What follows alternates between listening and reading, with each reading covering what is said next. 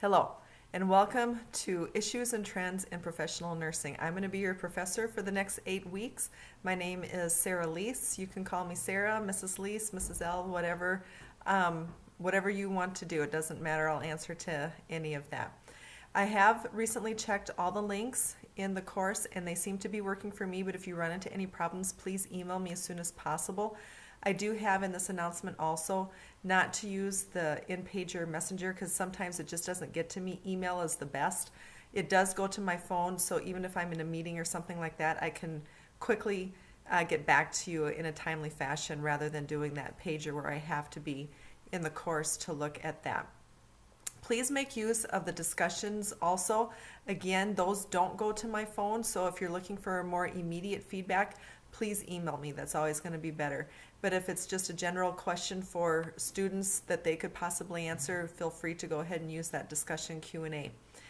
Each week I will have a video like this going over the discussion board and the assignment just in a little bit more detail, just to kind of clarify what I'm looking for, some of my expectations in there. I'm just going to refer to my notes here quick. Basically what we're going to get at in this week is talking about societal norms, looking at the nursing profession a little bit, some issues related to role stress and role strain. We all go through that. And finally, we're going to look at some professional nursing organizations and why it's important to be a part of those. I remember back to when I first started nursing, I thought, oh, there's no way I'm ever going to be involved in anything like that. I just don't see the point in it. I don't want to spend the money. But as I have gone through my nursing career, you realize exactly how important some of that stuff is and how much weight they really do have to get things done with our health policies and things like that. So we're going to examine those. I did leave 3 links on this announcement page for you to look at. I think it's the NLN, the American Nurse Association, and the International Council of Nurses. Feel free to look at those, but there are so many more out there. Don't be afraid to examine those also. All right, just looking at my notes here. Let's start with the discussion question. Each week we're going to have a discussion question. Your primary post needs to be a minimum of 400 words with a scholarly source, and I do look to see how you cite that. You know, we're pushing APA, so I am going to look to make sure that your citations or your references are in correct APA format, and that does factor into your grade. Okay, so for this week, please introduce yourself to us. You can tell us anything you want, professionally or personally or both, just so we can kind of get to know you, see if there's common grounds for anybody, whether you're from the same part of the country or you're in the same field, same interests. It's just kind of nice to make some of those connections. Then, in the same discussion board, please discuss how nurses can manage or reduce role stress and role strain. We all suffer from it. We've all had it, okay? What happens when role stress or strain becomes too overwhelming, and what can happen to the patient care that we are taking care of, because it is going to suffer. If we're suffering, they're going to suffer. So address that in your first discussion board. Make sure you have 2 response posts, and those need to be a minimum of 200 words also. All right, now let's look at the assignment. The assignment this week is going to be PowerPoint. And I'm not sure how many of you have done a PowerPoint before, but I have left you some guidelines on this announcement on how to address a PowerPoint. We'll look at that a little bit more in detail because it is different than a paper. You're not going to have a slide where you just have sentence after sentence after sentence after sentence. It's going to be bulleted format, okay? Because you're really trying to give thoughts and ideas and points. You're trying to get that across to us, but in a much more concise manner, okay? We're not looking at huge long sentences or paragraphs at this point. All right, so you have 3 sections that you need to address in this PowerPoint. The PowerPoint itself needs to be anywhere between 12 and 20 slides. You must have a title slide and you must have a reference slide, okay? Now, the topics that you're going to address in the PowerPoint, they want you to go to ProCrest Library and search RN to BSN, the advice on returning to school.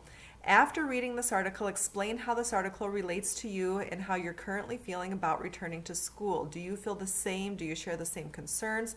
You know, I remember going back to school, and at first you're real excited, and then as you get into more and more classes, sometimes you're like, oh, I just, I want to get done. I just want to be over. So, kind of where are you at in this process? Because everybody's going to be a little bit different in this process, especially if you're going back to school because you want to go back to school, or if you're going back to school because your job is making you. That can definitely impact where people are coming from as far as their viewpoint. Next, explore the role transition models found in the text. Explain each model and discuss where you are currently based on the models, and do you fall into one of the models, or are you kind of in between the models? Go into detail about that with us. Then finally, research a professional nursing organization and provide some information that's listed below related to one of them. And remember, I did leave you 3 links, but like I said, there's way more out there. Even look at your own state body nursing organization. You could look at that if you would like. All right, so what is the name of the organization and why you chose them? Maybe you just wanted to get some more information about that. Maybe you didn't know a whole lot about your state board of nursing. What resources do they provide to members? Cost of membership and how many members are involved in them. I'm just thinking from South Dakota's standpoint, we really, the only nursing association we have here is state driven. And, like the State Board of Nursing, they do give scholarships to just about anybody that's going into the nursing field as long as they continue to work in the state for X amount of years. But there are a couple other associations in the state, and there are membership fees, things like that. But go ahead, do some research on your own state bodies. Current issues with the organization, what they're currently working on, what they're currently lobbying for as far as maybe some health policy or some legislation change. And then finally, why are professional organizations important to nursing as a profession? I really don't think we understand truly how important that is until we're farther along in our career, where we can see the impact and the changes that these organizations make. Okay, if you have any questions about the assignment, please feel free to reach out to me. Remember, this has to be in a PowerPoint. You're going to have a minimum of 4 references here. 1 has to be your textbook. 3 are going to come from outside sources. And they do want you to include one of those outside sources as the article that you have been provided with this assignment. Now, as far as your PowerPoint goes, like I said before, do not write a paper in PowerPoint. You're giving us very clean, organized thoughts here. 1 word, sometimes 2, is not going to be enough for me to understand what you are trying to tell me. So I always tell students, have somebody else read this before you submit it and see if they understand the point that you're trying to get across, because you still want to be clear to your reader what points you're trying to make. I did include an example of a PowerPoint in this attachment, so please look at that also. Citations should be on each slide. Anytime you are directly quoting a source or paraphrasing a source, giving statistics, data, anything like that, there has to be a citation, okay? Enticing background color is welcome. Now, I'm not going to grade you on this, but when you use some type of format other than just having a plain white shell, it just adds to the PowerPoint. Don't be afraid to use pictures. Pictures many times can say what words can't say, so don't be afraid to use those. Again, you're going to have a title slide with the title of your PowerPoint, your name, and your school listed. Every slide must have a heading. I've seen students in the past just either continue on a thought or move to a completely next topic.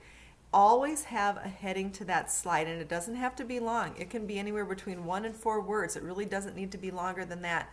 But it kind of lets your reader or me know what content is going to be coming in that slide. All right, no more than 7 to 8 bullets or points on a slide. Otherwise, it can get pretty muddy and messy on the slide. Just be careful how much information you have on one slide. All right, if you have any questions, please feel free to reach out to me. Good luck and welcome to Aspen.